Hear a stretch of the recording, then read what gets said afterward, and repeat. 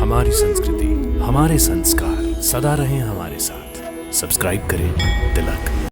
क्या आपने कभी सोचा है कि किसी शिवलिंग पर रावण के अंगूठे का निशान एक गड्ढे के रूप में आज भी स्पष्ट दिखाई दे सकता है? आज का यह वीडियो ऐसी ही अलौकिक मान्यताओं वाले शिवलिंगों को एक सूत्र में पिरोकर आप सभी के सामने प्रस्तुत करता है। आज हम आपको भारत के 6 ऐसे अद्भुत शिव मंदिरों के बारे में बताएंगे जो हमारी और आपकी कल्पना से भी परे हैं। यह वीडियो आपके कण कण को शिवमय कर देगा, इसलिए इसे अंत तक अवश्य देखें। हमारी संस्कृति, हमारे संस्कार सदा रहें हमारे साथ। सब्सक्राइब करें तिलक।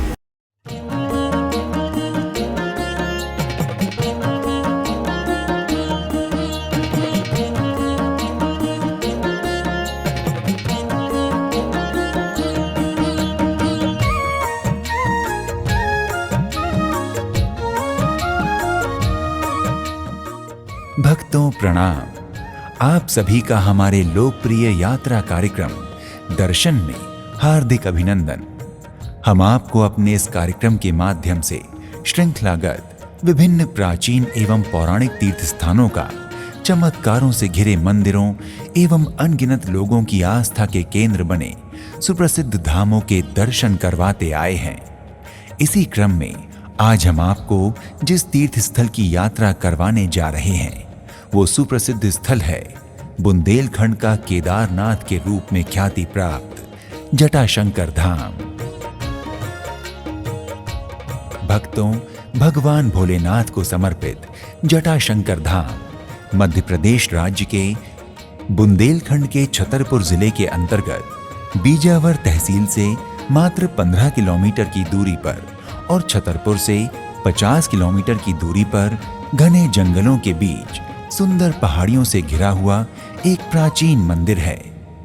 खूबसूरत शीतल झरनों, पहाड़ियों एवं पेड़ पौधों से सुशोभित प्रकृति की गोद में स्थित महादेव का ये स्थान बहुत ही मनमोहक एवं सैकड़ों वर्षों से लाखों श्रद्धालुओं की आस्था का केंद्र बना हुआ है। पहाड़ों के बीच स्थित इस मंदिर में पहुंचने के लिए श्रद्धालुओं को बहुत ऊंची सीढ़ियों को चढ़कर आना होता है। इस मंदिर का आकर्षण है यहाँ स्थित गौमुख से निकलने वाली पानी की धारा से निरंतर भोलेनाथ का जलाभिषेक होते रहना। बुंदेलखंड के केदारनाथ के रूप में विख्यात इस मंदिर की एक विशेषता ये भी है कि यहाँ विराजित महादेव का स्वरूप स्वयंभू है। भक्तों, जटाशंकर धाम सिर्फ धार्मिक रूप से ही नहीं, पर्यटन की दृष्टि से भी बहुत ही मनमोहक स्थल है। मंदिर के रास्ते में चारों ओर लगे सागौन के पेड़ एवं खूबसूरत शीतल झरनों को छूकर आने वाली वायु श्रद्धालुओं की थकान दूर कर उन्हें सुखद एहसास देती है। भक्तों, मंदिर परिसर में प्रवेश करने से पहले यहाँ समीप में ही स्थित भोग प्रसाद, फूल फल, पूजा सामग्री की दुकानों से पूजा का सामान खरीदकर श्रद्धालु मंदिर परिसर में प्रवेश करते हैं। परिसर व इसके आसपास बंदरों की अच्छी खासी फौज आपको देखने को मिलेगी, अतः आप सावधानी पूर्वक भोग प्रसाद की सामग्री को लेकर आगे बढ़ें। जटाशंकर धाम के मंदिर परिसर में प्रवेश करते ही सामने आपको नंदी जी के साथ शिव जी की विशाल प्रतिमा के दर्शन होते हैं। इस प्रतिमा के नीचे बहुत से देवी देवताओं के छोटे छोटे मंदिर विद्यमान हैं, जहां भक्तगण दर्शन करते हैं। इसके समीप ही एक बहुत बड़ी धर्मशाला है, जहां पर समय समय पर भजन कीर्तन का आयोजन होता रहता है। फिर श्रद्धालु मंदिर में पहुंचने के लिए सैकड़ों सीढ़ियों से चढ़कर ऊपर जाते हैं। वैसे मंदिर तक पहुंचने के 2 रास्ते हैं। एक रास्ते से कई सीढ़ियों को चढ़कर जाना होता है तथा दूसरे रास्ते से सीढ़ियों को उतरकर मंदिर पहुंचना होता है, जहां से प्रकृति का बहुत सुंदर नजारा देखने को मिलता है। बारिश के मौसम में पहाड़ों में कई झरने बन जाते हैं। मंदिर के मुख्य द्वार पर बहुत ही खूबसूरत रंगीन कलाकारी की गई है, जिसके अंदर प्रवेश करते ही एक विशाल बरामदा है, जहां भक्तों की भीड़ देखने को मिलती है तथा साथ ही मुंडन, छेदन, शिवलिंग पूजन इत्यादि धार्मिक आयोजन देखने को मिलते हैं। प्रांगण में राधा कृष्ण का भी मंदिर है और इनके अतिरिक्त दूसरे अन्य देवी देवताओं के भी मंदिर हैं तथा यहाँ बनी लोहे की कई रेलिंग में से लोग पंक्तियों में आगे बढ़ते हैं और अंदर कुंडों में स्नान ध्यान के बाद मंदिर के गर्भगृह में जटाशंकर महादेव का दर्शन पूजन करते हैं।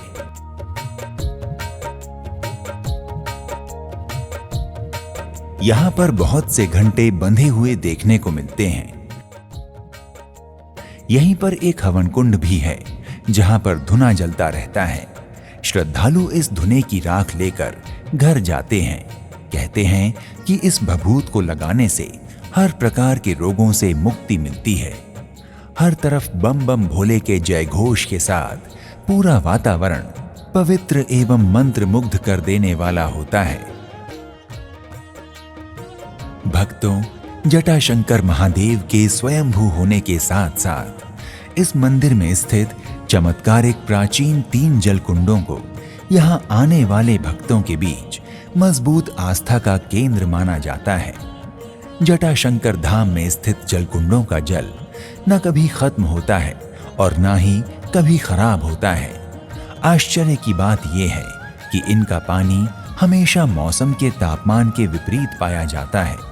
सर्दी में कुंड का पानी गर्म और गर्मियों में ये पानी स्वतः ही ठंडा रहता है।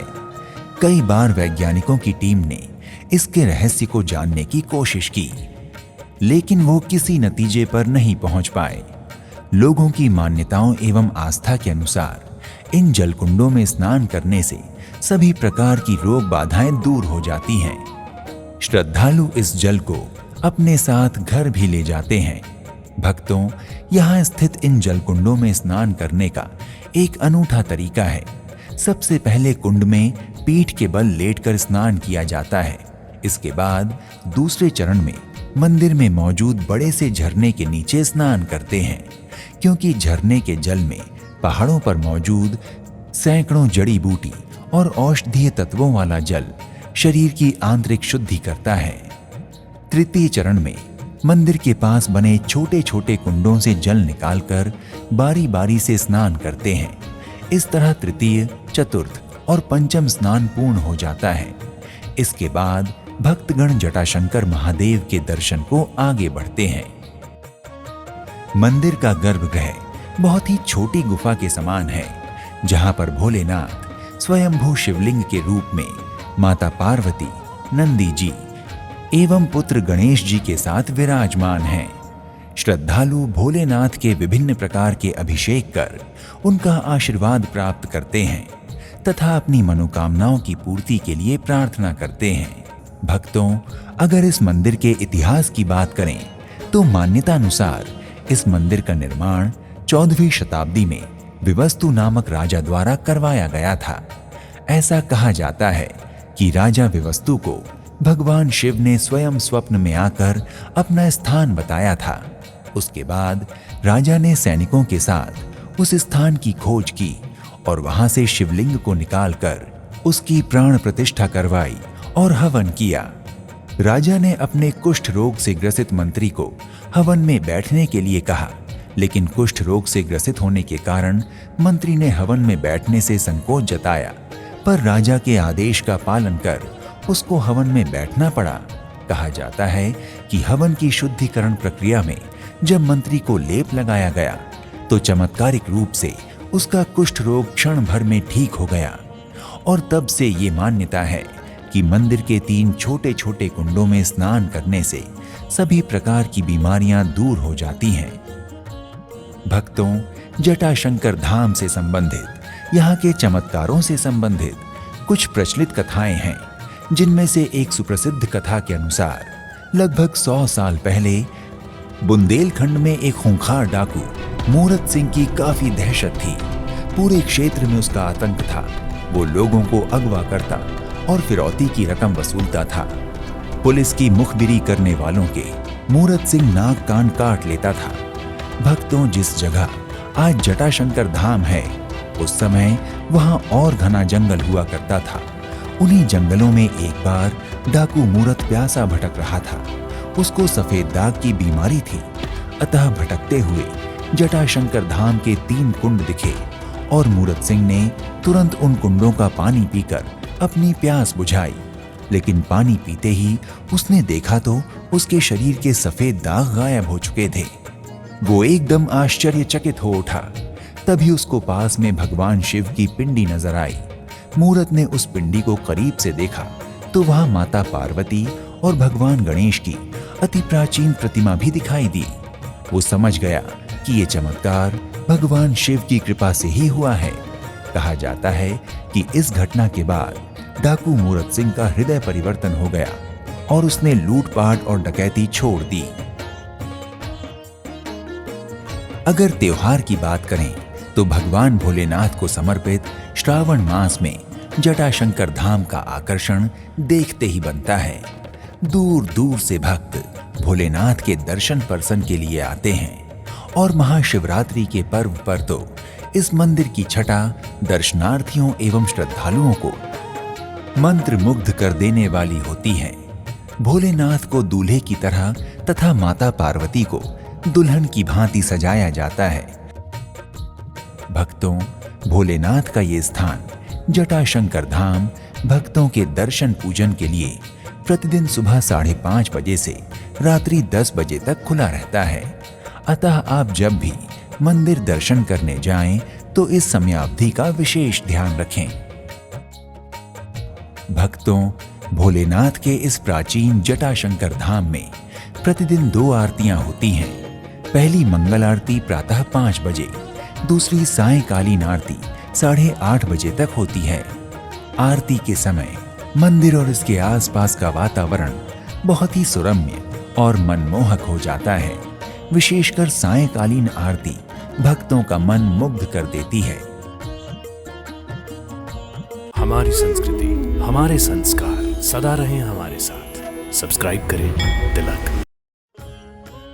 प्राकृतिक सौंदर्य से परिपूर्ण और अरब सागर के तट पर बसा हरिहरेश्वर गांव महाराष्ट्र के रायपुर जिले में स्थित एक छोटी सी बस्ती है।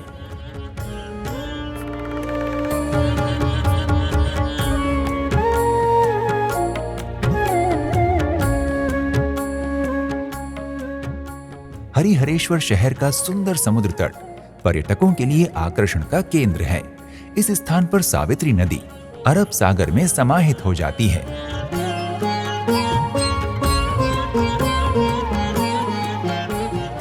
प्रथम मराठा शासक श्री बाजीराव सन 1723 में यहाँ पधारे थे और यहीं पेशवाओं के कुलदेवता हरिहरेश्वर विराजमान हैं। हरिहरेश्वर गांव को अपना नाम यहाँ स्थित हरिहरेश्वर मंदिर से ही प्राप्त हुआ है। महादेव को समर्पित इसी मंदिर के कारण हरिहरेश्वर गांव को दक्षिण का काशी होने की उपाधि प्राप्त है। आज हम आपको इस वीडियो के माध्यम से इसी हरिहरेश्वर महादेव मंदिर के दर्शन करवाने वाले हैं।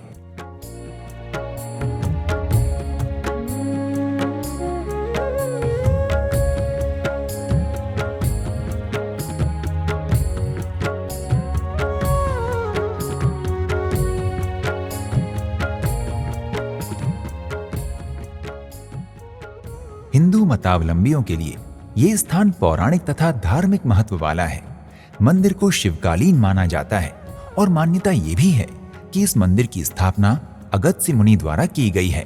बाद में आग लगने के कारण मंदिर पूर्णतया नष्ट हो गया था। इसका सर्वप्रथम जीर्णोद्धार 1723 में श्री बाजीराव ने करवाया था। बाद में एक बार फिर इस मंदिर का पुनरुत्थान मराठा वंशज छत्रपति शिवाजी के शासनकाल में हुआ था। समय समय पर पेशवा मंदिर के अनेक हिस्सों का निर्माण और जीर्णोद्धार करवाते रहे। गुरव परिवार पिछली 5 पीढ़ियों से हरिहरेश्वर मंदिर में पुजारी का कार्य करते हुए अपनी सेवाएं प्रदान कर रहा है। तो ये मंदिर बहुत पुराना है। इसकी रचना अगस्त्य ऋषि ने की है हजारों साल पहले। एक्चुअली ये जो मंदिर है ये पर्वत रूप से हरिहरेश्वर, ब्रह्मा विष्णु महेश आदि में पार्वती, ये 4 लिंग हरि और हर दोनों साथ में, इसलिए हरिहरेश्वर नाम है। महादेव को समर्पित हरिहरेश्वर मंदिर का परिसर विशाल है और साधारण होते हुए भी बहुत ही सुंदर और शांतिदायक है।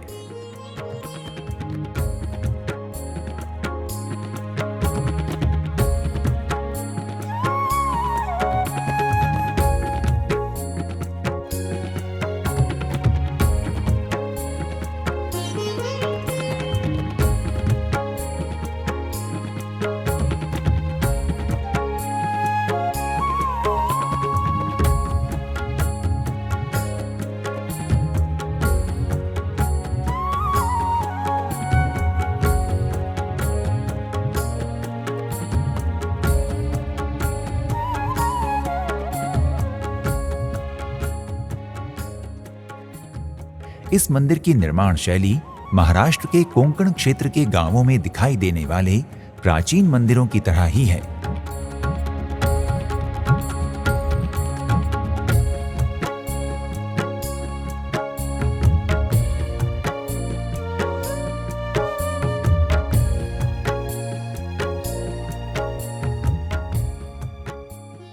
मंदिर को भीतर से देखने पर इसके निर्माण में लकड़ी का बहुत उपयोग दिखाई देता है।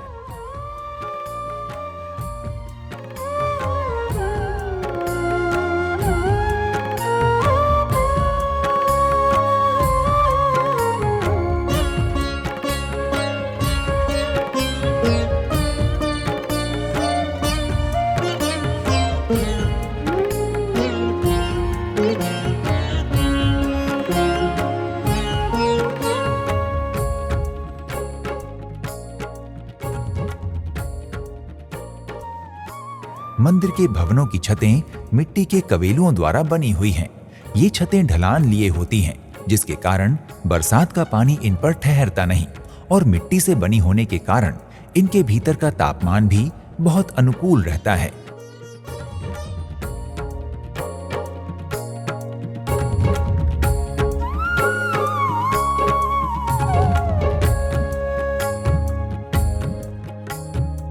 मंदिर परिसर में 2 चबूतरों के ऊपर 2 सुंदर तथा विशाल दीप स्तंभ भी बनवाए गए हैं, जिन पर प्रतिवर्ष कार्तिक माह में त्रिपुरी पूर्णिमा के अवसर पर दीपक प्रज्वलित किए जाते हैं।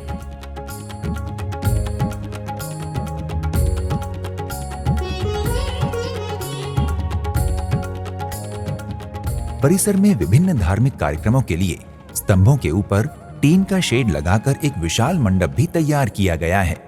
इस मंडप के पास ही श्री काल भैरव का एक मंदिर निर्मित है।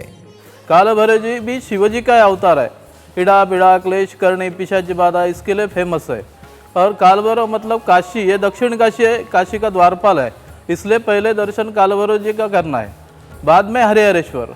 भगवान काल भैरव को दक्षिण काशी का कोतवाल कहा जाता है।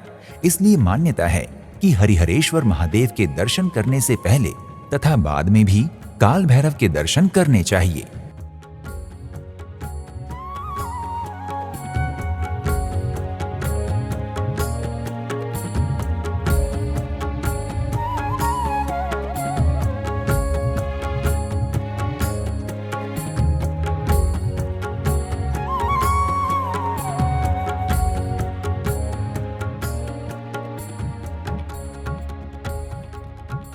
मंदिर में पाई जाने वाली प्रत्येक प्राचीन देव प्रतिमा के साथ विभिन्न पौराणिक कथाएं जुड़ी हुई हैं। इनके अलावा मंदिर परिसर में एक प्राचीन तोप भी रखी हुई दिखाई देती है। मुख्य मंदिर हरिहरेश्वर के भवन में प्रवेश करने पर आप एक विशाल हॉल में पहुंच जाते हैं, जिसमें बाईं ओर काले पत्थर से निर्मित नंदी जी विराजमान दिखाई देते हैं।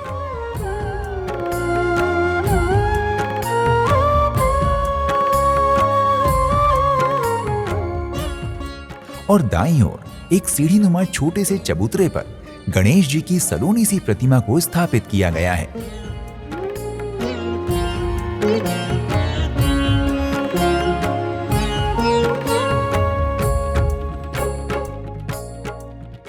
इसके ठीक सामने गर्भगृह बना हुआ है, जिसके दोनों ओर 2 यक्षों की प्रतिमाएं नियुक्त दिखाई देती हैं।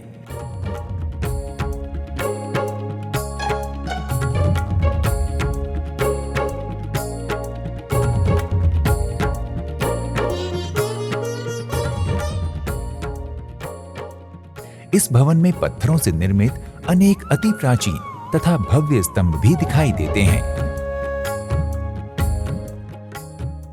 हरिहरेश्वर मंदिर के गर्भगृह में भगवान शिव के अलावा माता पार्वती, भगवान विष्णु तथा ब्रह्मा जी का भी स्थान है।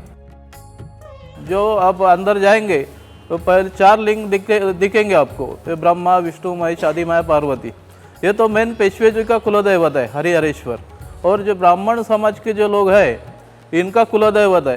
ये साल में 2 बार अभिषेक पूजा के लिए आते हैं वो लोग।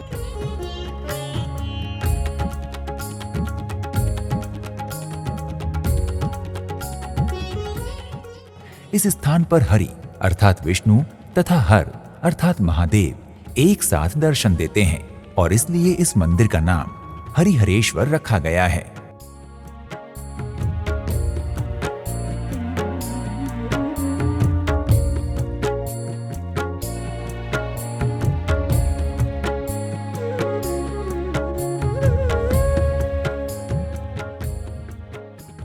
मंदिर की भौगोलिक स्थिति। रायपुर के हरिहरेश्वर गांव का हरिहरेश्वर मंदिर 2 समुद्री तटों तथा 4 पहाड़ियों के बीच स्थित है। हरिहरेश्वर मंदिर 4 पहाड़ियों हरिहरेश्वर, हर्षिणाचल, ब्रह्माद्रि और पुष्पाद्रि से घिरा हुआ है। इन चारों पर्वतों को ब्रह्मा, विष्णु, शिव तथा पार्वती का स्वरूप माना जाता है और उनकी परिक्रमा भी की जाती है। इस परिक्रमा को सुगमता से संपन्न करने के लिए राजा चंद्रराव मौर्य द्वारा एक प्रदक्षिणा पथ भी बनवाया गया था, जो आज भी मौजूद है। इसके साथ ही इस मंदिर से एक घना जंगल भी लगा हुआ है, जिसके कारण यहाँ का वातावरण सदैव सुरम्य प्रतीत होता है।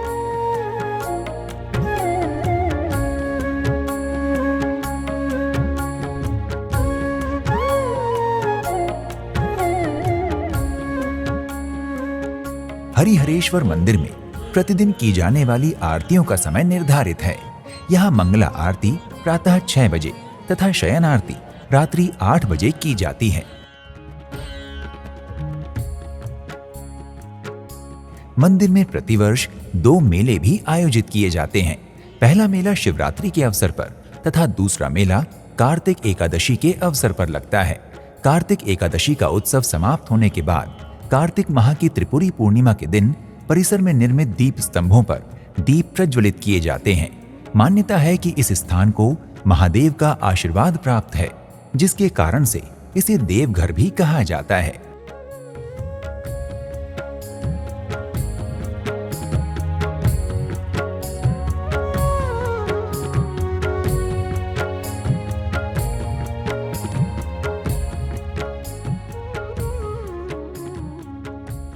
कुछ लोगों की मान्यता है कि प्रत्येक 18 वर्षों में ये मंदिर जलमग्न हो जाता है।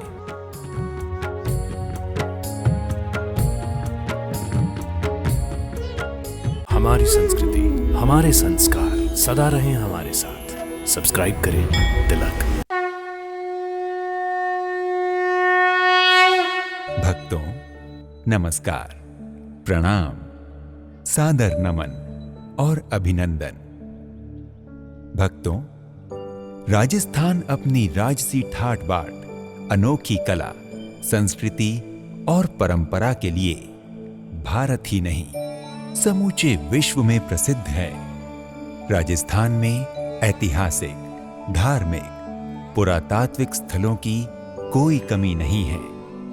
यहाँ दर्जनों महल, किले, मंदिर हैं, जिनका अपना अपना महत्व है और अपनी अपनी ख्याति है। इन सभी मंदिरों का आकर्षण देश विदेश के यात्रियों और पर्यटकों में समान है। इन्हीं ख्याति लब्ध मंदिरों में से एक है बीसल देव मंदिर। भक्तों, बीसल देव मंदिर राजस्थान के टोंक जिले के बीसलपुर के विचित्र गांव में स्थित होने के साथ ही राजस्थान के सबसे प्रसिद्ध मंदिरों में से एक है। भगवान शिव को समर्पित ये मंदिर गोकर्णेश्वर नाम से भी प्रसिद्ध है। इस मंदिर का धार्मिक और सामाजिक महत्व बड़ा गहरा है। महाशिवरात्रि के अवसर पर इस मंदिर में हजारों श्रद्धालु आते हैं। इस मंदिर के नाम बीसल देव का अर्थ है देवता महान हैं, सर्वश्रेष्ठ हैं। ये मंदिर बनास नदी के बीसलपुर बांध पर स्थित है। भक्तों, इतिहासकारों के अनुसार बीसलपुर मंदिर का निर्माण 12वीं शताब्दी में चहामान यानी चौहान अग्निवंशी राजपूतों की एक शाखा शासक विग्रह राज चतुर्थ द्वारा किया गया था। यहाँ लगे शिलालेख के अनुसार इस मंदिर का निर्माण काल विक्रम संवत 1154 से 1165 माना गया है। इस लेख में महान चौहान वंशीय राजा पृथ्वीराज का भी उल्लेख मिलता है। भक्तों, शिलालेखों के मुताबिक बीसल देव मंदिर जिस शहर में स्थित है, उस शहर के नाम को लेकर इतिहासकारों में मतभिन्नता है। कुछ इतिहासकार इसका नाम बीसलपुर, कुछ विगतपुरा, तो कुछ इतिहासकार इस शहर का प्राचीन नाम वनापुर बताते हैं। भक्तों, अद्भुत वास्तुकला सुशोभित बीसल देव मंदिर प्राचीन वैदिक स्थापत्य शैली में निर्मित है। ये मंदिर एक पवित्र भूमि पंचरथ पर है, जिसका अर्थ है 5 रथ वाली भूमि। यहाँ शिखर स्वरूप एक चौकोर मंडप होने के साथ ही ये मंदिर एक अर्धवृत्ताकार गुंबद की तरह है, जो 8 ऊंचे स्तंभों पर टिका हुआ है, जिसमें घंटियां लटकी हुई हैं। इस मंदिर के पत्थरों पर की गई फूल पत्तों की शिल्पकारी बहुत ही मनमोहक है। भक्तों, बीसल देव मंदिर के गर्भगृह में भव्य शिवलिंग प्रतिष्ठित है एवं मुख्य मंदिर के सामने का संपूर्ण हिस्सा बड़ी बड़ी शिलाओं से बने 52 खंभों पर आश्चर्यजनक रूप से आज भी ज्यों का त्यों खड़ा है। भक्तों, बीसल देव मंदिर की शिल्पकारी मात्र शिल्पकला का ही प्रदर्शन नहीं करती, अपितु यह शिल्पकला का एक अभूतपूर्व ऐतिहासिक दस्तावेज भी है। मंदिर में एक विशाल कक्ष है, जिसकी छत गुंबदनुमा है। मंदिर की दीवार, स्तंभ और छत की नक्काशी न केवल मंदिर की खूबसूरती बढ़ाती है, बल्कि यहाँ का सांस्कृतिक, धार्मिक और ऐतिहासिक प्रतिनिधित्व भी करती है। भक्तों, पौराणिक कथाओं और जनश्रुतियों के अनुसार बीसल देव मंदिर का ये क्षेत्र बनास व डाई नदी के संगम के नजदीक है। यहाँ स्थित अरावली पर्वतमालाएं, गिरी श्रृंखलाएं और उनकी गुफाएं सदियों पूर्व रामायण कालीन ऋषियों, मुनियों और तपस्वियों के पसंदीदा तप स्थल रहे हैं। कहा जाता है कि लंकापति रावण ने भी भगवान शिव को प्रसन्न करने हेतु इस क्षेत्र में रहकर भगवान शिव की कठिन तपस्या की थी और कालांतर में यहाँ बीसल देव मंदिर बनाया गया। भक्तों, ऐतिहासिक प्रमाणों के अनुसार जयपुर के राजा मान सिंह ने अकबर के शासनकाल के दौरान तारी और टोकरा जनपद पर विजय प्राप्त की और टोकरा जनपद के 12 गांवों को वर्ष 1643 में भोला नामक ब्राह्मण को दे दिया था, जिसके बाद भोला द्वारा टोकरा जनपद के 12 गांवों को टोंक नाम दिया गया। टोंक बैराट संस्कृति और सभ्यता से जुड़ा एक ऐतिहासिक स्थल है। हमारी संस्कृति, हमारे संस्कार सदा रहें हमारे साथ। सब्सक्राइब करें तिलक। ओम नमः शिवाय। भगवान भोलेनाथ के इस पवित्र मंत्र के स्मरण के साथ आप सभी भक्तों का हमारे कार्यक्रम दर्शन में हार्दिक अभिनंदन। भक्तों, आज हम आपको दर्शन करवाने जा रहे हैं एक ऐसे मंदिर के जहां 1 महीने तक पूजा आराधना और अभिषेक करने से दोबारा मां के गर्भ में आने से मुक्ति मिल जाती है।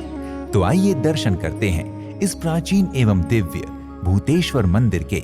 ये मंदिर दिव्य नगरी मथुरा में स्थित बहुत ही प्रसिद्ध और प्राचीन मंदिर है।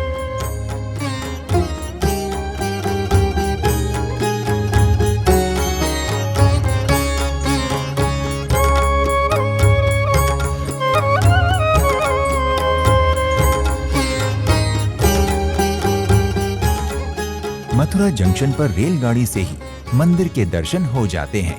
मथुरा जंक्शन से रेलगाड़ी जैसे ही दिल्ली की ओर चलती है तो दाएं हाथ पर ही भूतेश्वर महादेव मंदिर स्थित है।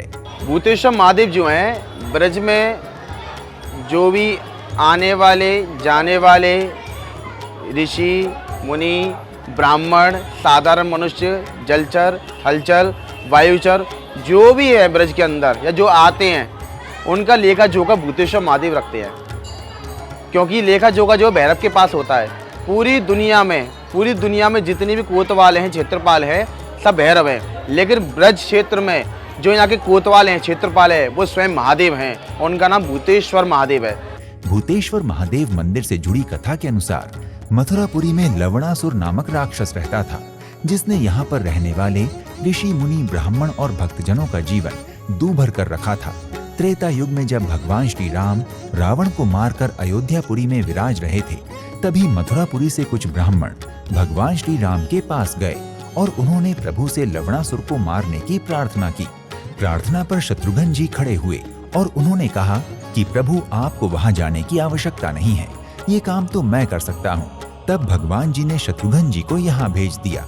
लवणासुर ने बहुत लंबे समय तक भगवान शिव की आराधना की थी और उसने भगवान शिव से एक ऐसा त्रिशूल वरदान रूप में ले लिया था कि जब तक वो त्रिशूल उसके पास रहता था तब तक उसे युद्ध में कोई भी परास्त नहीं कर सकता था। और ऐसा हुआ भी। शत्रुघ्न जी 3 बार अलग अलग समय पर लवणासुर के साथ युद्ध करने गए, परंतु उसे परास्त न कर सके। तब हार कर शत्रुघ्न जी ने प्रभु श्री राम जी से प्रार्थना की। तब भगवान श्री राम जी ने शत्रुघ्न जी को शिवलिंग स्थापना की आज्ञा दी और कहा कि शिवलिंग की स्थापना कर पूजा करने से अभीष्ट की सिद्धि होगी। भगवान श्री राम जी की आज्ञा से शत्रुघ्न जी ने यहाँ मथुरा नगरी में भूतेश्वर भगवान की स्थापना कर भगवान भूतेश्वर महादेव की अर्चना की और भगवान भोलेनाथ की कृपा से ही शत्रुघ्न जी ने उस समय लवणासुर का वध किया जब उसके हाथ में त्रिशूल नहीं था। तो ये मंदिर त्रेता युग का श्री शत्रुघ्न जी द्वारा स्थापित मंदिर है। द्वापर युग में भगवान श्री कृष्ण जी ने भी यहाँ पर पूजा उपासना की है और द्वापर युग में जब नंद बाबा जी ने भगवान श्री कृष्ण जी से सभी तीर्थों की यात्रा करने का अनुरोध किया तो श्री कृष्ण जी ने सभी तीर्थों का आह्वान किया और सभी तीर्थ ब्रिज में आ गए। गंगा जी इस कारण नहीं आ पाई क्योंकि वो अपनी बहन यमुना को लांघकर नहीं आना चाहती थी, इसलिए भगवान श्री कृष्ण जी ने ध्यान कर मानसी गंगा यहीं प्रकट कर दी। केदारनाथ जी नहीं आए थे तो केदारनाथ जी का फल यहीं भूतेश्वर महादेव मंदिर में भगवान श्री कृष्ण जी ने दे दिया। अर्थात भगवान श्री कृष्ण जी के अनुसार जो यहाँ भूतेश्वर मंदिर में 1 महीने तक पूजा उपासना और शिवलिंग का अभिषेक करेगा उसको कभी माता के गर्भ में पुनः नहीं आना पड़ेगा, अर्थात उसको भगवत प्राप्ति हो जाएगी। कहा जाता है कि जो केदारनाथ में 1 महीने की सेवा पूजा उपासना का फल मिलता है वो भूतेश्वर महादेव मंदिर के दर्शन मात्र से ही मिल जाता है। अतः यहाँ पर आने वाले सभी श्रद्धालुओं को उनके मन अनुसार वांछित फल प्राप्त होते हैं। भूतेश्वर मंदिर के गर्भगृह में भगवान भोलेनाथ भूतेश्वर रूप में अर्थात भूत पिशाचों के देवता के रूप में विराजित हैं।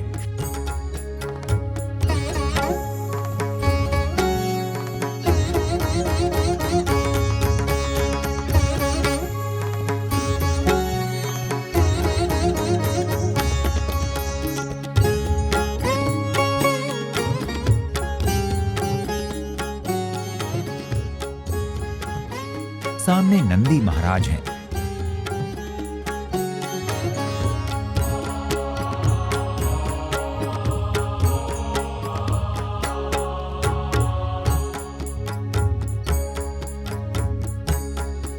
तथा यहीं पर उमा कात्यायनी सिद्धपीठ भी स्थित है।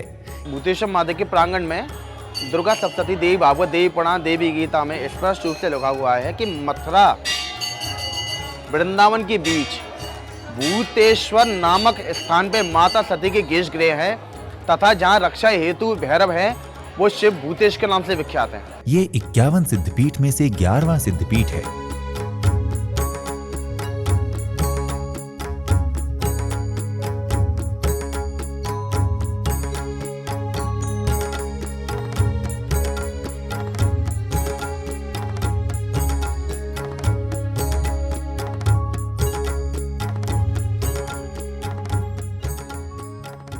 यहाँ माँ शक्ति के केश गिरे थे। यहाँ पर भोलेनाथ जी के शिवलिंग, गिरिराज जी की शिला, माँ काली मंदिर, भगवान शिव मंदिर तथा शिव परिवार विद्यमान है। यहीं पर ब्रह्मा विष्णु महेश रूपी एक शिवलिंग विद्यमान है। नवग्रह मंदिर तथा राजराजेश्वरी मंदिर, पास में ही श्री राधा रानी मंदिर भी बना हुआ है। भूतेश्वर मंदिर का परिसर बहुत ही विशाल और सुंदर है। मंदिर का शिल्प इसकी प्राचीनता को प्रदर्शित करता है।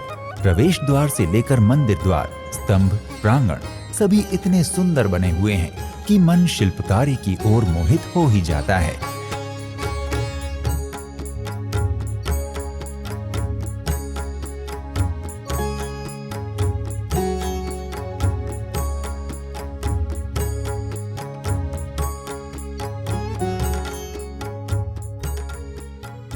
गुप्तेश्वर मंदिर त्रेता युग का अति सुंदर एवं दिव्य मंदिर है। मंदिर में लगभग सभी उत्सवों को हर्षोल्लास के साथ मनाया जाता है, परंतु महाशिवरात्रि को यहाँ विशेष पूजा होती है। उस समय यहाँ भारी भीड़ होती है। भूतेश्वर महादेव 9 उपज्योतिर्लिंगों में से एक है। 12 ज्योतिर्लिंग है, 9 उपज्योतिर्लिंग है। ज्योतिर्लिंग का दर्शन संभव ना हो तो ज्योतिर्लिंग का दर्शन करके ज्योतिर्लिंग का दर्शन माना जाता है। तो भूतेश्वर महादेव केदारनाथ की उपलिंग है, यानी कि केदारनाथ में 1 महीने रह करके 1 महीने का पूजन अर्चन का जो फल है वही फल मथुरापुरी में भूतेश्वर महादेव का है, सेवा करने से मिल जाता है।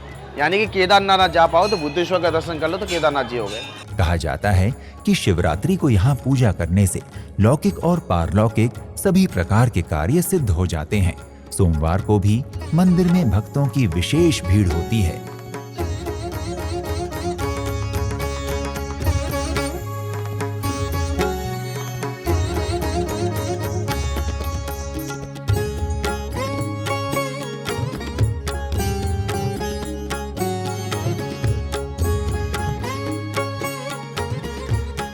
हमारी संस्कृति, हमारे संस्कार सदा रहें हमारे साथ। सब्सक्राइब करें तिलक। भक्तों नमस्कार, प्रणाम और सादर अभिनंदन। भक्तों, आज हम आपको अपने लोकप्रिय कार्यक्रम दर्शन के माध्यम से जिस मंदिर की यात्रा करवाने जा रहे हैं वो ऐसा मंदिर है जिसमें विराजमान शिवलिंग की रखवाली आज भी एक मणिधारी नाग करता है। कहा जाता है कि श्रद्धा और विश्वास के साथ यहाँ आने वाला कोई भी व्यक्ति खाली हाथ नहीं लौटता। यहाँ हर किसी के मनोरथ सिद्ध होते हैं। भक्तों, हम बात कर रहे हैं नाथ नगरी के नाम से विख्यात उत्तर प्रदेश के बरेली स्थित मणिनाथ मंदिर की। भक्तों, मणिनाथ मंदिर नाथ नगरी बरेली के प्रमुख और सुप्रसिद्ध मंदिरों में से एक है। ये मंदिर सैकड़ों वर्षों पुराना है। इस मंदिर से संबद्ध एक जनश्रुति के अनुसार इस स्थान पर एक तपस्वी संत रहा करते थे।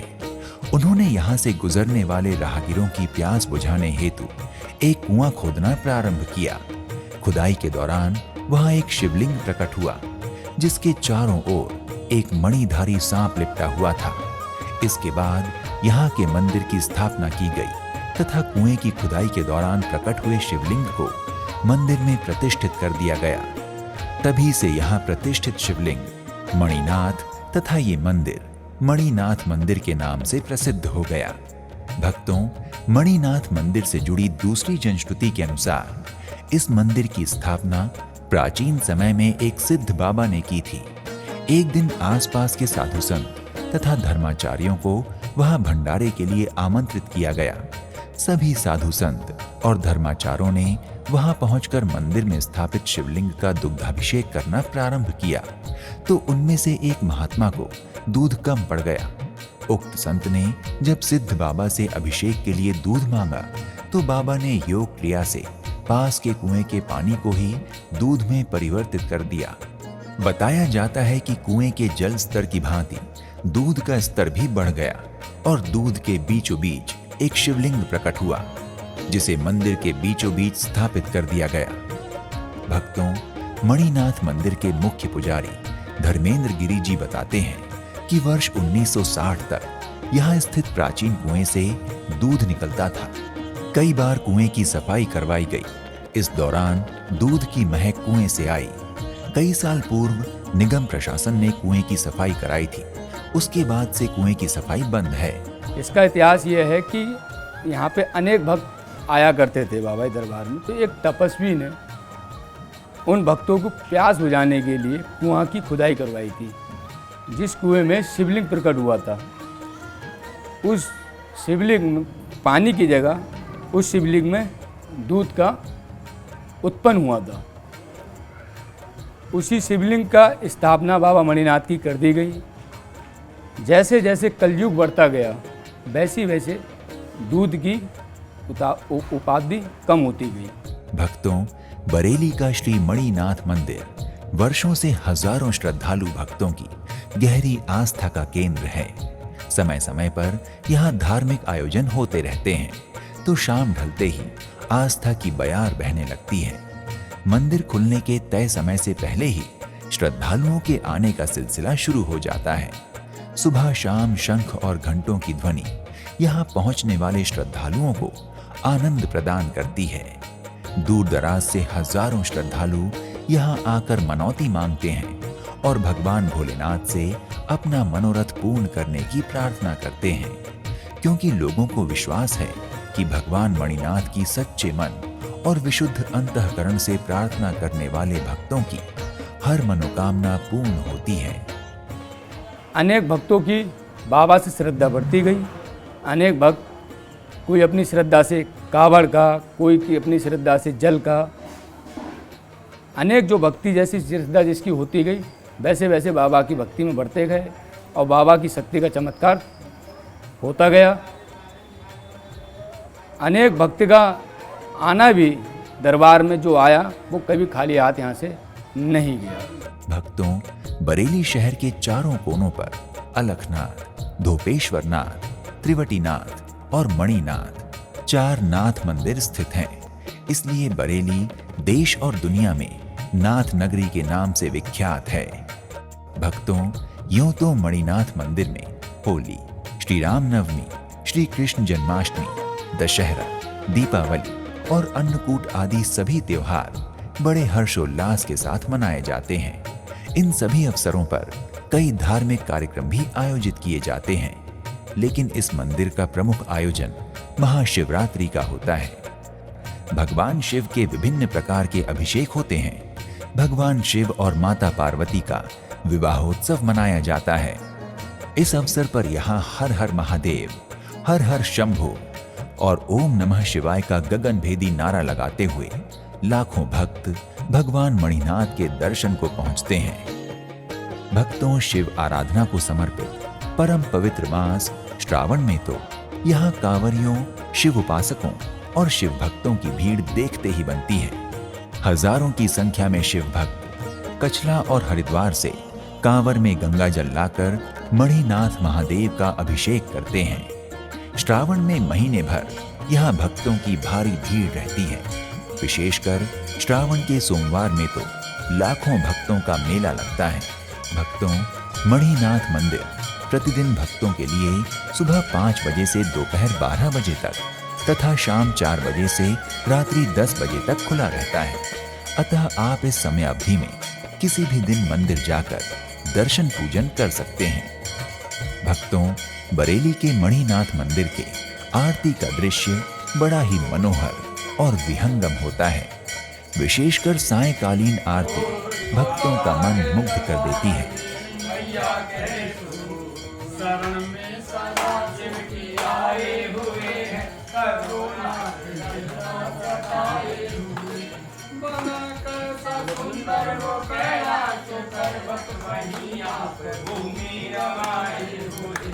गले में पड़ी है वो नामों की माला, उसी का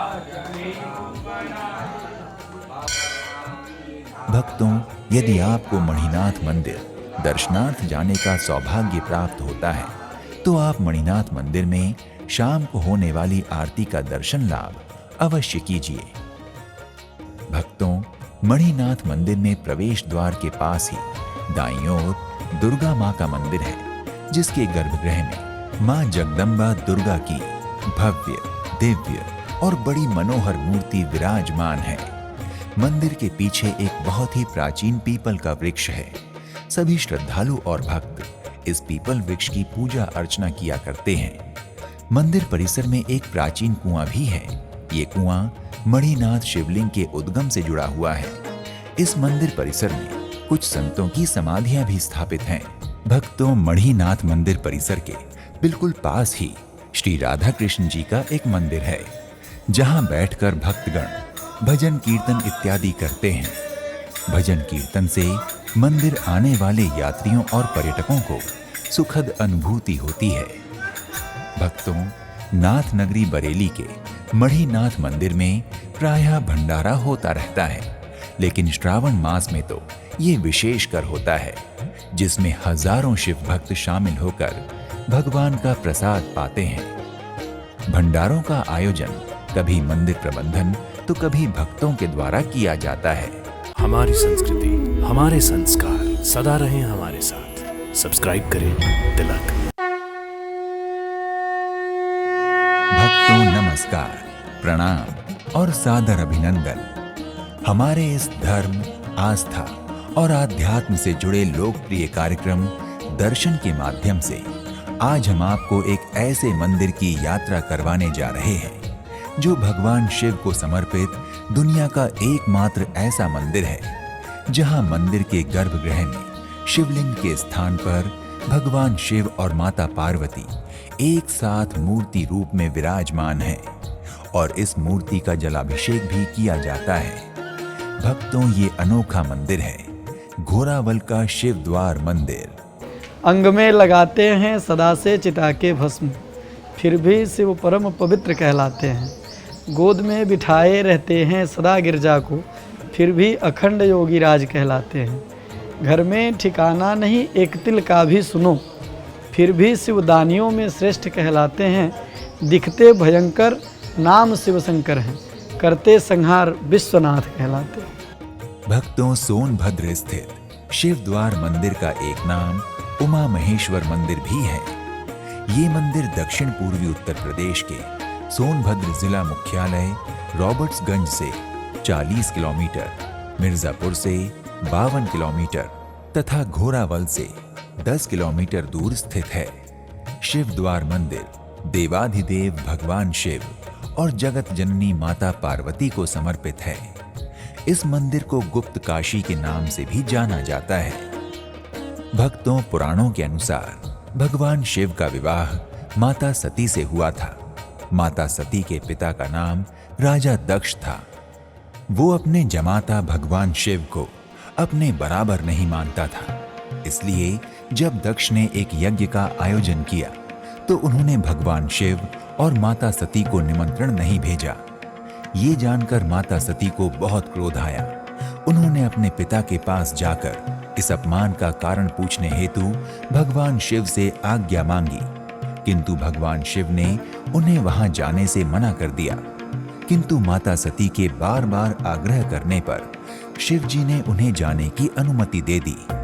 जब सती बिना बुलाए यज्ञ स्थल में पहुंची तो उनके पिता दक्ष ने उन्हें अपमानित करते हुए भगवान शिव को भी भला बुरा कहा, जिसे माता सती सहन नहीं कर पाई और उन्होंने यज्ञ कुंड में कूदकर आत्मदाह कर लिया। इससे भगवान शिव को बहुत क्रोध आया और उन्होंने अहंकारी दक्ष को दंडित करने हेतु वीरभद्र को प्रकट किया। वीरभद्र ने अहंकारी दक्ष का यज्ञ विध्वंस तो किया ही, इसके साथ ही उसका सिर काटते हुए उसका वध भी कर दिया। भगवान शिव यज्ञ कुंड से माता सती को निकालकर चारों ओर तांडव करने लगे, जिससे महाप्रलय की स्थिति उत्पन्न हो गई और समूचे ब्रह्मांड में हाहाकार मच गया। तब सभी लोग भगवान विष्णु के पास गए। भगवान विष्णु ने भगवान शिव को शांत करने के उद्देश्य से अपने सुदर्शन चक्र द्वारा माता सती के शव को 51 टुकड़ों में विभक्त कर दिया। भगवान शिव का क्रोध कुछ शांत हुआ तो ब्रह्मा जी ने भगवान शिव से दक्ष प्रजापति को क्षमा करने और जीवन दान देने की प्रार्थना की। ब्रह्मा जी की प्रार्थना पर शिव जी ने अहंकारी दक्ष के शरीर में घमंड का प्रतीक बकरे का सिर लगा दिया ताकि वो हमेशा मैं करता रहे। दक्ष प्रजापति को जीवन मिलने से सभी देवी देवता प्रसन्न थे, किंतु भगवान शिव का मन माता सती के वियोग में अधीर था। मन की अधीरता समाप्त करने के उद्देश्य से भगवान शिव ने अघोरी का रूप धारण किया और सोनभद्र के अघोरी क्षेत्र में आकर गुप्त साधना की। इसलिए इस क्षेत्र को गुप्त काशी की भी संज्ञा प्राप्त है। भक्तों, मान्यता है कि भगवान शिव जब अघोरी का रूप धारण कर यहाँ गुप्त साधना हेतु पधारे तो उन्होंने सबसे पहले अपना कदम इसी स्थान पर रखा। इसलिए इस स्थान को शिव द्वार के नाम से जाना जाता है।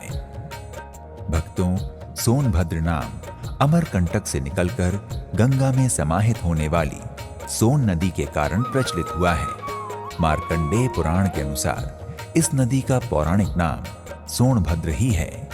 भक्तों, शिव द्वार का उमा महेश्वर मंदिर इस क्षेत्र का सबसे अद्भुत, प्राचीन, सुप्रसिद्ध, प्रतिष्ठित और बहुमूल्य मंदिर है। इस मंदिर में अन्य देवी देवताओं की भी काले पत्थर की मूर्तियां रखी हुई हैं। भक्तों भगवान शिव और जगत जननी पार्वती को समर्पित शिव द्वार मंदिर के गर्भगृह में भगवान शिव और माता पार्वती की 11वीं सदी की काले पत्थर की 3 फुट ऊंची मूर्ति विराजमान है। इस मूर्ति की विशेषता ये है कि इसमें शिव पार्वती प्रणय मुद्रा में दिखाई पड़ रहे हैं। ऐसी मूर्ति पूरे विश्व में नहीं है, ये कहना था श्री शंकराचार्य जी का, जो कि सन 1985 में यहाँ बद्रिकाश्रम से आए थे, विष्णुदेवानंद सरस्वती जी। तो उन्होंने बताया था कि ऐसी प्रतिमा पूरे विश्व में कहीं है नहीं। मूर्ति हमारे यहाँ ज़मीन से निकली हुई है, हल चल रहा था तो हल्का फाल भगवान के कंगन पे लग गया। तो उस टाइम के लोग बताते हैं कि उस टाइम मूर्ति में से दूध और खून निकल रहा था। तो आजकल की जनरेशन के लोग इस पर विश्वास करेंगे नहीं, तो हम लोग ऐसे ही नॉर्मल बता देते हैं कि जब हल्का फाल लगा तो उसी फाल के सहारे मूर्ति ऊपर आ गई थी। भक्तों सोनभद्र जिले के शिव द्वार उमा महेश्वर मंदिर में विराजमान मूर्ति के बारे में बताया जाता है कि 19वीं सदी के चौथे दशक में सतद्वारी गांव का मोती महतो नाम का किसान अपने खेत में हल चला रहा था। इसी दौरान उसके हल का नोक किसी भारी वस्तु से टकराकर फंस गया। जहां हल फंसा था वहां से अचानक रक्त, दूध और जल की धारा प्रवाहित होने लगी। मोती महतो भागकर गांव में गया और लोगों को जानकारी दी। गांव वालों ने जब उस स्थान की मिट्टी को हटाया तो वहां पर काले पत्थरों से निर्मित भगवान शिव और पार्वती की मूर्ति प्राप्त हुई। लोगों ने मूर्ति को हटाने का प्रयास किया, किंतु कोई भी मूर्ति को टस से मस नहीं कर पाया। लिहाजा लोग मायूस होकर लौट गए।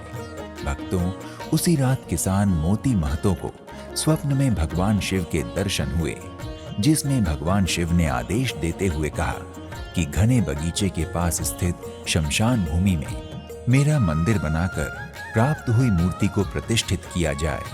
उसके बाद उस किसान ने सुबह स्वप्न की बात सभी को बताई। गांव के सभी लोग किसान मोती महतो को स्वप्न में शिवजी द्वारा बताई गई जमीन की तलाश करने लगे। कड़े परिश्रम के बाद वो स्थान मिल ही गया, जहां शमशान भी था और एक घना बगीचा भी था। लोगों ने वहीं एक पेड़ के नीचे उमा महेश्वर की मूर्ति स्थापित कर पूजा आराधना शुरू कर दी। भक्तों, शिव द्वार स्थित उमा महेश्वर मंदिर का निर्माण वहां के जमींदार परिवार की बहू अविनाश कुमारी जी ने कराया। मंदिर निर्माण होने के पश्चात उन्होंने वर्ष 1938 में यहाँ कई विद्वान वेदज्ञों और आचार्यों द्वारा यज्ञ, हवन, रुद्राभिषेक के साथ मूर्ति को मंदिर में प्राण प्रतिष्ठित करवाया। भक्तों, एक बार कांची पीठाधीश्वर शंकराचार्य जयेंद्र सरस्वती जी के कृपा प्राप्त शिष्य स्वामी विष्णु देवानंद सरस्वती जी हिमालय स्थित ज्योतिष पीठ का भ्रमण करने के बाद यहाँ पधारे। उन्होंने मंदिर में विराजमान मूर्ति के दर्शन किए और उसके बारे में अपना विचार व्यक्त करते हुए कहा कि मैं पूरे विश्व का भ्रमण कर चुका हूँ। पूरे विश्व में ऐसी प्रतिमा आज तक हमने देखी नहीं है, पूरे विश्व का भ्रमण करने के बाद भी। और जिस प्रतिमा को आप लोग देख रहे हैं, इस प्रतिमा को देखने मात्र समस्त पापों का नाश हो जाता है। उन्होंने मंदिर का जीर्णोद्धार करवाते हुए इसका सुंदरीकरण करवाया तथा 23 अप्रैल 1985 को मंदिर परिसर में शिवलिंग की स्थापना करवाई। भक्तों, सोनभद्र के शिव द्वार मंदिर में प्रवेश करते ही सर्वप्रथम भगवान शिव के प्रिय गण तथा वाहन नंदी जी के दर्शन होते हैं। तत्पश्चात मंदिर में विराजमान शिवलिंग और फिर भगवान शिव और माता पार्वती की अद्वितीय और अभूतपूर्व प्रणय मूर्ति के दर्शन होते हैं। मंदिर में भगवान शिव के साथ साथ भगवान विष्णु, देवराजेंद्र और अन्य देवगणों के दर्शन का भी सौभाग्य प्राप्त होता है। इनके अतिरिक्त सुख समृद्धि प्रदाती संतोषी माता तथा देवशिल्पी विश्वकर्मा जी के मंदिर भी विद्यमान हैं, जो भक्तों को आकर्षित करते हैं। भक्तों, शिव द्वार मंदिर परिसर में सहस्त्र शिवलिंग हैं। इस शिवलिंग के प्रति लोगों की गहरी आस्था है। लोगों का विश्वास है कि इस शिवलिंग पर एक बिल्व पत्र और जलधार अर्पित करने पर न केवल 1000 शिवलिंगों की पूजा का फल प्राप्त होता है, बल्कि 3 जन्मों के पापों का भी क्षरण होता है।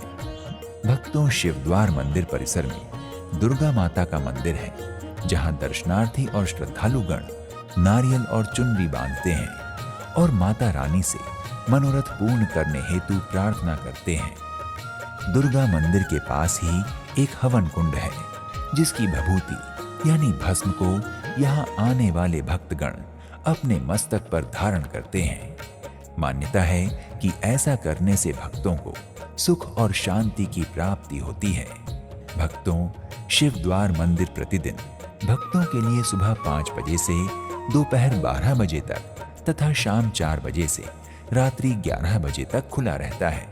अतः आप इस समयावधि में किसी भी दिन मंदिर जाकर दर्शन पूजन कर सकते हैं। भक्तों, शिवद्वार मंदिर में प्रतिदिन सुबह 5 बजे और शाम 7 बजे 2 आरतियां होती हैं। यहाँ होने वाली आरती का दृश्य बड़ा ही अद्भुत, अनुपम और अलौकिक होता है। हमारी संस्कृति, हमारे संस्कार सदा रहें हमारे साथ। सब्सक्राइब करें तिलक।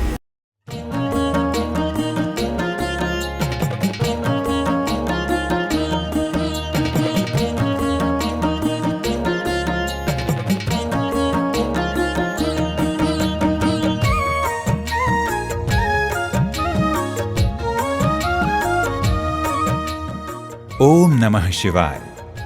भगवान शिव का ये पंचाक्षरी मंत्र संसार के सभी कष्टों का नाश कर सभी कामनाओं की सिद्धि करने वाला है। भगवान भोलेनाथ सर्वेश्वर, सर्वव्यापक एवं सर्वज्ञाता हैं। इस जगत के कण कण में उनके रूप के दर्शन होते हैं। महादेव द्वारा जितनी भी लीलाएं की गईं, उनके स्मृति चिन्ह इस संसार के हर कोने में व्याप्त हैं। तभी तो शिव सर्वव्याप्त हैं।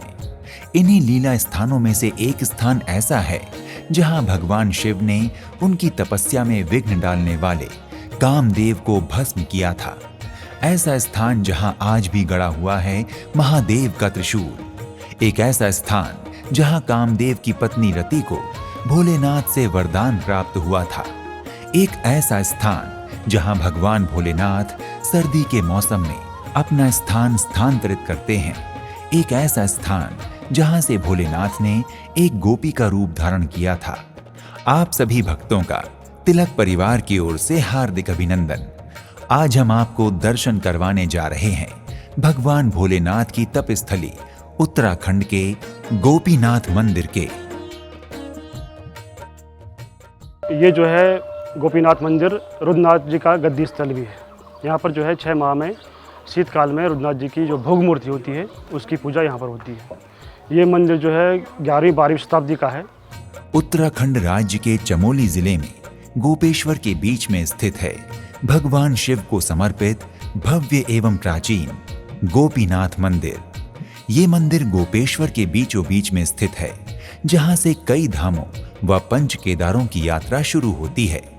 इस मंदिर की विशेषता ये है कि यहाँ पर भगवान शंकर की पूजा गोपी रूप में होती है।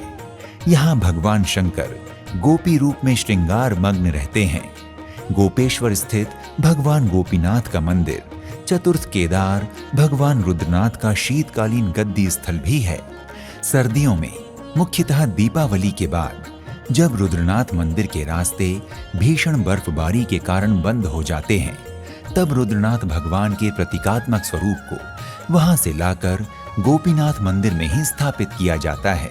इसके बाद मई माह में शुभ मुहूर्त देखकर भगवान रुद्रनाथ को पालकी में बिठाकर डोली यात्रा निकाली जाती है और उन्हें फिर से गोपीनाथ मंदिर से रुद्रनाथ मंदिर में स्थापित कर दिया जाता है। चारों ओर से सुंदर पर्वतमालाओं एवं प्राकृतिक सौंदर्य से घिरा हुआ गोपीनाथ मंदिर केदारनाथ मंदिर के बाद सबसे प्राचीन मंदिरों की श्रेणी में आता है। मंदिर में स्थापित शिलालेखों के अनुसार गोपीनाथ मंदिर का शुरुआती निर्माण 9वीं से 11वीं शताब्दी के बीच यहाँ शासन करने वाले कत्यूरी के राजाओं के द्वारा किया गया था। इसके बाद 13वीं शताब्दी में नेपाल के शासक अनेकमल के द्वारा इस मंदिर को और भव्य रूप दिया गया था। गोपीनाथ महादेव के इस सुंदर मंदिर का निर्माण नागर शैली में किया गया है। मंदिर परिसर के मुख्य द्वार से प्रवेश करते ही सामने सभा मंडप का विशाल द्वार है, जिसके द्वारा गर्भगृह की ओर प्रवेश किया जाता है। द्वार से अंदर जाने पर सामने गर्भगृह में भगवान गोपीनाथ महादेव स्वयंभू शिवलिंग रूप में विराजमान हैं। श्रद्धालु पूजा सामग्री भोलेनाथ को अर्पित कर अपनी सभी मनोकामनाओं की पूर्ति की कामना करते हैं। गर्भगृह में भोलेनाथ के साथ ही एक और माता पार्वती, भगवान गणेश, कार्तिकेय जी एवं सूर्यदेव की प्रतिमाएं भी विराजमान हैं। महादेव के सामने उनके प्रिय नंदी जी की प्रतिमा के भी दर्शन होते हैं। गर्भगृह के मार्ग में एक धुनी भी है, जहां की भस्म श्रद्धालु जन प्रसाद स्वरूप ग्रहण करते हैं। इस मंदिर की एक खास बात यह भी है कि यहाँ भगवान भोलेनाथ के रुद्राभिषेक के समय विष्णु सहस्त्र नाम का भी पाता किया जाता है। भक्तों, गोपीनाथ महादेव मंदिर से जुड़ी एक पौराणिक कथा के अनुसार राजा दक्ष के द्वारा भगवान शिव का अपमान करने पर माता सती ने आत्मदाह कर लिया था, जिसके फलस्वरूप 51 शक्तिपीठों का निर्माण हुआ। उसके बाद भगवान शिव सब कुछ त्याग कर लंबी साधना में चले गए। उसी दौरान ताड़कासुर नामक एक भयानक राक्षस का आतंक चारों ओर फैला हुआ था। सभी देवता, ऋषि मुनि, मनुष्य उसके आतंक से परेशान थे, पर ताड़कासुर को प्राप्त वरदान अनुसार उसका वध केवल भगवान शिव व माता पार्वती का पुत्र ही कर सकता था। इस कार्य को फलीभूत करने के लिए भगवान शिव को लंबी साधना से उठाने का दायित्व देवताओं ने कामदेव को सौंपा, जिन्होंने अपना दायित्व भली भांति निभाया भी, लेकिन भगवान शिव के क्रोध को शांत ना कर सके। अतः भगवान शिव ने कामदेव को इसी स्थान पर अपना त्रिशूल चलाकर भस्म कर दिया। किसी समय यहाँ भगवान श्री राम के वंशजों में से एक राजा सगर का शासन हुआ करता था। उन्हीं के नाम पर गोपेश्वर से कुछ ही दूरी पर सगर गांव भी है। उस समय एक गाय प्रतिदिन इस स्थान पर आया करती थी और उसके थनों से अपने आप दूध बहकर यहाँ निकल जाता था। एक दिन राजा सगर के सैनिकों ने उस गाय का पीछा किया तो देखा कि गाय के थनों से दूध अपने आप निकलकर यहाँ स्थित शिवलिंग का अभिषेक कर रहा है। ये जानकर राजा सगर अत्यधिक प्रभावित हुए और इस जगह भगवान शिव को समर्पित इस विशाल मंदिर का निर्माण करवाया। जहां एक और मंदिर का शिखर एक गुंबद की आकृति का है, तो वहीं मंदिर का गर्भगृह 30 वर्ग फुट के क्षेत्रफल में फैला हुआ है। भव्य शिलाओं से बने इस मंदिर का निर्माण और वास्तुकला का स्वरूप सभी को बहुत ही आकर्षक प्रतीत होता है। इसके साथ ही मंदिर परिसर में एक और कई देवी देवताओं की टूटी हुई प्राचीन मूर्तियां भी रखी हुई हैं, जिसमें बहुत से पार्थिव शिवलिंग हैं। ये सभी प्रतिमाएं कुछ वर्ष पूर्व यहाँ हुए भूस्खलन में पाई गई थी। इसके आधार पर कहा जाता है कि किसी समय यहाँ आसपास कई सारे छोटे बड़े मंदिर रहे होंगे, जो यहाँ की प्राचीनता को दर्शाते हैं। मंदिर के पास में ही माँ दुर्गा, भगवान गणेश व हनुमान जी के मंदिर भी बने हुए हैं तथा भगवान विष्णु, भगवान ब्रह्मा, देवी काली, सरस्वती और गरुड़ जी की प्रतिमाएं भी विराजमान हैं। मंदिर के एक भाग में शिवलिंग, परशुराम जी तथा भैरव जी की प्रतिमाएं विराजमान हैं, जो भक्तों को और भी आनंदमय एवं श्रद्धा से परिपूर्ण करते हैं। मंदिर के प्रांगण में एक और भगवान शिव को समर्पित त्रिशूल भी स्थापित है। मान्यता है, जब भगवान भोलेनाथ ने कामदेव को भस्म करने के लिए त्रिशूल चलाया तो वो इसी स्थान पर आकर धरती में धंस गया। मान्यता है कि वर्तमान में स्थापित ये त्रिशूल भगवान भोलेनाथ के उसी असली त्रिशूल की धातु के ऊपर गड़ा हुआ है। लगभग 5 मीटर ऊंचा 12वीं शताब्दी का माना जाने वाला ये त्रिशूल भक्तों के बीच रहस्य का केंद्र है। मान्यता है कि इस त्रिशूल के नीचे भगवान शिव के असली त्रिशूल का कुछ भाग अब भी है, जो अष्ट धातु से बना हुआ है। इसके साथ ही इस त्रिशूल को भी अष्ट धातु से निर्मित किया गया है, जिस पर किसी भी मौसम का कोई प्रभाव नहीं पड़ता। मान्यता है कि कोई भी मनुष्य अपनी शारीरिक शक्ति से इस त्रिशूल को हिला भी नहीं सकता। लेकिन अगर कोई भगवान शिव का सच्चा भक्त पूरी श्रद्धा एवं आस्था से जब इस त्रिशूल को अपनी सबसे छोटी उंगली से छूता है तो उसके अंदर एक अद्भुत कंपन महसूस होता है। मंदिर परिसर में एक कल्प वृक्ष भी है। मान्यता है कि ये कल्प वृक्ष अति प्राचीन एवं पूजनीय है। इसके अतिरिक्त मंदिर से कुछ ही दूरी पर वैतरणी नामक कुंड स्थापित है, जिसके पवित्र जल के स्पर्श का विशेष महत्व है। कहा जाता है कि कामदेव के भस्म होने के बाद देवी रति ने उनको वापस पाने के लिए भगवान शिव की तपस्या की थी। तब भगवान भोलेनाथ ने प्रसन्न होकर देवी रति को इसी कुंड में मछली के रूप में स्थित होने तथा कामदेव को पुनः प्राप्त होने का वरदान दिया था। इसी कुंड के जल से उनका अभिषेक किया जाएगा। भक्तों, भगवान शिव को गोपीनाथ नाम उनके आराध्य भगवान श्री कृष्ण द्वारा दिया गया है। इससे संबंधित कथा के अनुसार एक बार जब श्री कृष्ण जी गोपियों संग वृंदावन में रास लीला कर रहे थे तो भगवान भोलेनाथ उनके दर्शन करने के लिए गोपी के वेश में उस रास लीला में शामिल हो गए और भगवान श्री कृष्ण, जिन्होंने कभी भी घूंघट में छिपी गोपियों का चेहरा नहीं देखा था, उन्हें जब उस समय अपने आराध्य भगवान शिव के वहां उपस्थित होने का आभास हुआ तो उन्होंने बड़ी प्रसन्नता से उस समय गोपियों का घूंघट उठाकर उनका मुख देखना चाहा। गोपी के वेश में किनारे खड़े भोलेनाथ स्वयं को छिपाने के लिए बीच में जाकर खड़े हो गए, पर भगवान कृष्ण ने बड़ी चालाकी से बीच से गोपियों का घूंघट उठाने का निर्णय लिया और इस प्रकार से जैसे ही भगवान श्री कृष्ण ने गोपी रूप में भगवान भोलेनाथ का घूंघट उठाया, वे अपने आराध्य का दर्शन कर भाव विभोर हो उठे और उस समय भगवान श्री कृष्ण ने भगवान भोलेनाथ को गोपीनाथ महादेव नाम दिया और कहा कि आज से आप गोपीनाथ महादेव के रूप में भी पूजे जाएंगे। भक्तों, गोपीनाथ मंदिर के द्वार दर्शन पूजन के लिए प्रतिदिन सुबह 8 बजे से रात्रि 9 बजे तक खुले रहते हैं।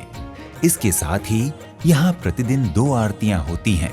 प्रथम भोग आरती प्रातः 9 बजे तथा दूसरी आरती रात्रि 6:30 बजे होती है।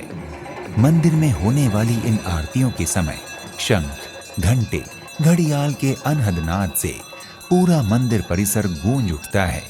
इस आरती का दर्शन यहाँ आने वाले भक्तों को दिव्य आत्मानुभूति करवाता है।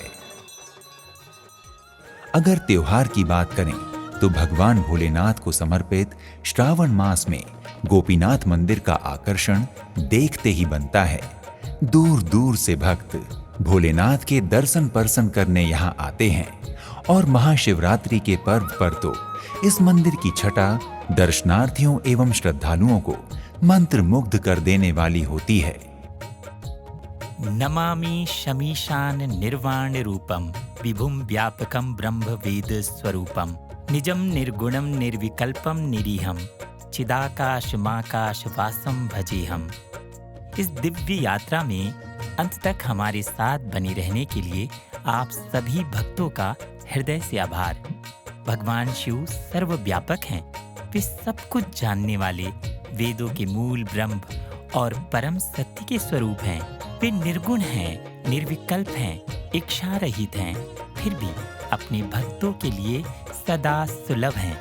हमें पूर्ण विश्वास है कि इस वीडियो को देखने के बाद आप भोलेनाथ के और अधिक निकट स्वयं को अनुभव कर रहे होंगे।